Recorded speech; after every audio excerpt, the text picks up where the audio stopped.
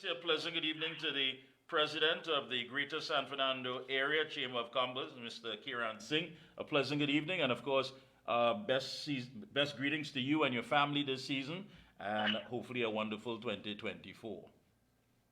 Good evening. Thanks. It's always a pleasure to be on your station to bring greetings, of course, for the Christmas and the New Year, and of course, to contribute to the conversation.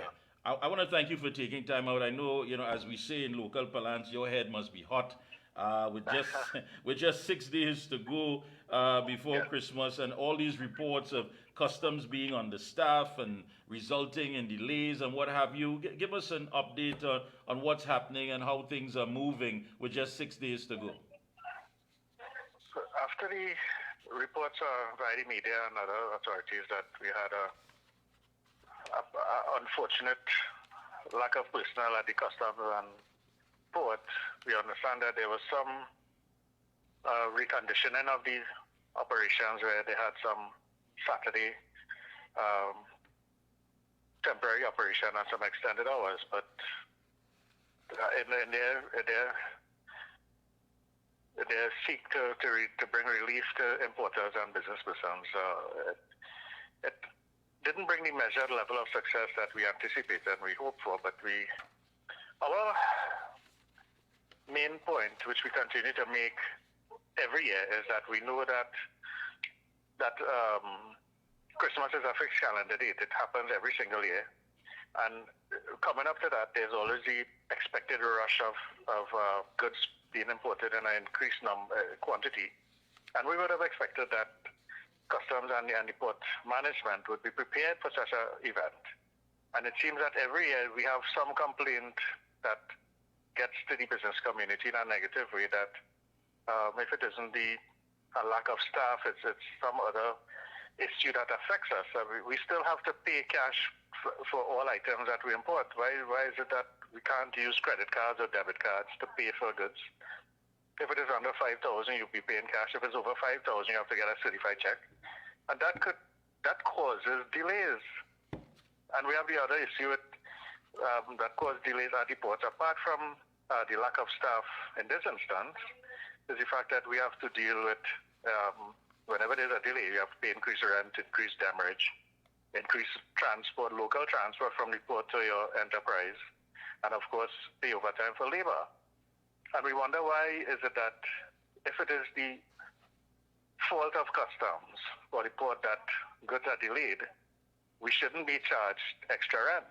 We should have a waiver on these expense items if it is their fault. And if it is our fault, we certainly pay for the burden of that expense of putting the port and customs through that. And Mr. Singh, before you go any further, I want to compliment you for laying it out as best as possible. I mean, you broke that down so easily every year.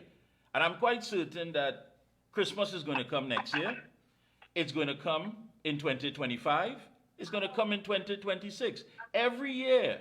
But yet still coming up to this period, instead of having something done, a process that is going to build consumer confidence, as well as have a mechanism in place that things can flow easy, one would think coming out of a pandemic, there would be a much more efficient service, seeing that we've lost so many retail outlets due to what took place with the COVID pandemic, that government would understand. But again, it brings us back to the fact that government has no business in business because they don't understand business. And with that said, and I don't want you to be victimized, what you can say, I'm going to say it, have no fear.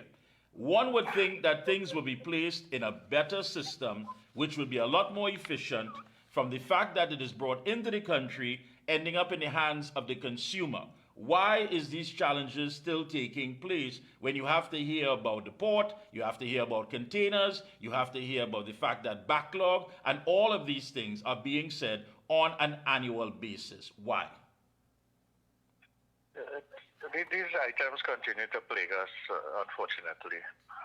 We would expect that with the government having launched a Ministry of Digitalization a couple of years back, that we would have digitization of more state operations at a faster pace to improve the efficiencies and, of course, increase the ease of doing business, which starts at the port of entry. We import the majority of goods which we for consumption in this country are imported through the ports, and we should have more efficiencies at the ports with the cooperation of the Customs Department and the port management. And this seems to elude us. We should have longer extended working hours at the ports instead of the typical Monday to Friday 8 to 4.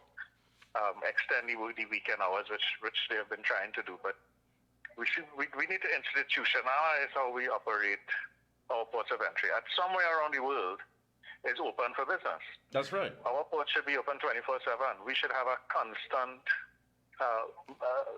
manned operation, so that even courier companies now are feeling the brunt of the lack of proper physical resources at the ports, and even the small traders who bring in LCL cargo, pallets, barrels, and so on, and these suffer the consequences of inefficient operating system. But isn't this based, Mr. Singh, on poor planning? Because today in the news today we're hearing that the courier services are not going to be trying to, well, I wouldn't want to use the word corporate, but they have their working hours, and of course they would extend that for their customers. But again, Christmas is coming. Why not all stakeholders get into a room and lay out some policies that can actually make this thing a little more efficient? Well, we expect that the new year will bring with new horizons. It will bring new thoughts, new processes that we can venture to have a roundtable discussion to improve on how we do business with external forces, and of course to internalize the resources that we have for greater efficiencies to ensure that these missteps don't continue to happen and plague the business community. And of course the consumers also pay for it, because the prices inevitably go up as the goods are released from the port. And we also have to keep in mind that when the goods are delayed on the port, if it goes beyond Christmas, for instance, it can lead to expiration dates. If it's perishable goods, if it's non-perishable goods, they can go out of fashion, out of style. With Carnival so close to Christmas, there's that rush to import a lot of items for Carnival as well, and that could also impact on our very festive season that we want to look forward to for Carnival 2024.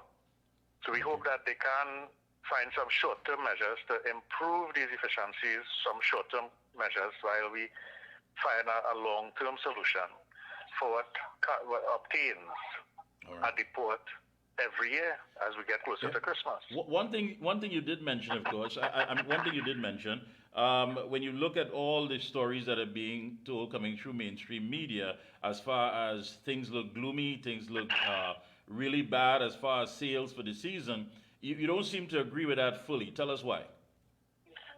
Yeah, I continue to hear these commentators and some business persons talking about the gloomy Christmas and nobody is purchasing anything and sales are low. And yes, we know sales are not what it used to be some years ago. But if you compare December 2023 to the middle of this year, even the beginning of this year, we have been witnessing and experiencing increase in sales. And people want to compare a year to last year and so on, but we still have, I just said, 6 days to go before the Christmas day, and people are already proclaiming that it's not going to be a bright Christmas. But shouldn't we make this proclamation after Christmas Day instead of before? Back Bay got the public servants, I believe, today and yesterday.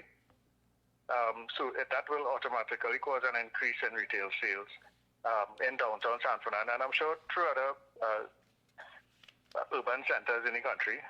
And we will see commercial activity picking up because people will have the spend in their pocket to get those much needed items. And we have extended business hours to accommodate persons who will be the typical late shoppers. And we know Trinity people tend to shop very late, and they're always last minute in terms of purchasing. Well, some would tell you they get the money late, so they have to use it late. So, but go ahead. Right.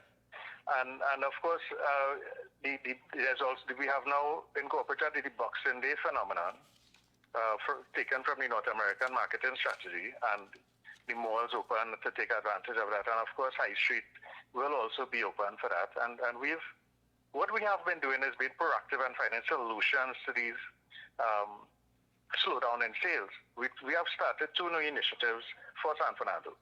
We have started a park and ride system. Once you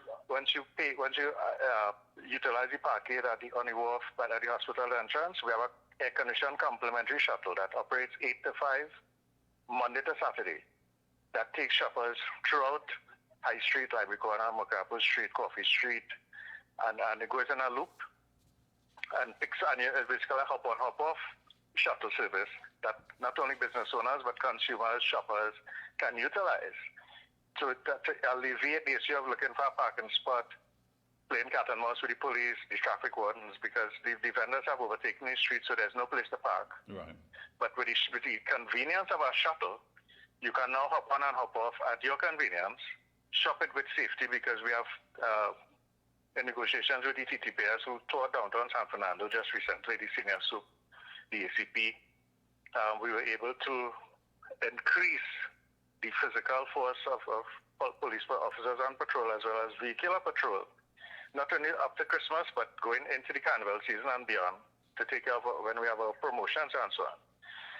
And the second thing that we have done is introduce Sunday shopping to downtown San Fernando, so that, and the police have also given us the assurance that they will be out in full force on the weekends. We know that during the weekends, the police service tends to diminish in capacity during the slowdown in sales activity, but they have assured us that they will continue to keep the force up, to keep the criminal element out of downtown San Fernando, to ensure the safety of shoppers, and that Sunday shopping will be a new alternative for persons as they finish church on the promenade, or they come to get transport to go to another destination, or even just come into San Fernando to get some fresh air, to walk on the street peacefully and benefit from the bargains and promotions and discounts that we offer in the city of San Fernando that wasn't heard of before. So the bottom line is San Fernando is open for business.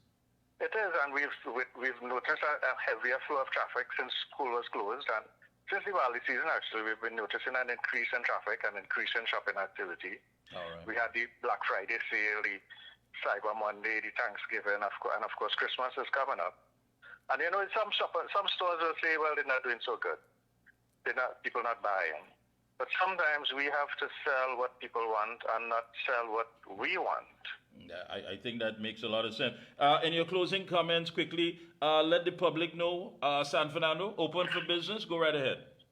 Yes, San Fernando is open. We're telling the entire Trinidad and Tobago to come down to the city of San Fernando, where we have available to you very convenient shopping hours. We have extended the hours. We have a shuttle service that takes you around San Fernando. We have additional police service.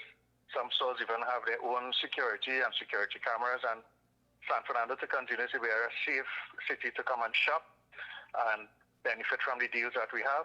And we have entertainment, we have undercover officers as well to ensure that women folk in particular are not targeted by the petty criminal that tends to look at women with their handbags and so on. And we believe that will bring us to a very good 2023 Christmas, and we want to wish, of course, Trinidad and Tobago to have a very safe Christmas and leading up to the end of the year 2023, and of course that we all see a better and brighter 2024 as we continue to live here together in our condition. Thank you. Thank you so much, Mr. Singh. It's been a pleasure as always. Best of luck to you and your entire team and the entire South business community. And hopefully things work out. 6 days to go, and you took time out to talk with us. Thank you again. Thanks for being on the station. Appreciate it.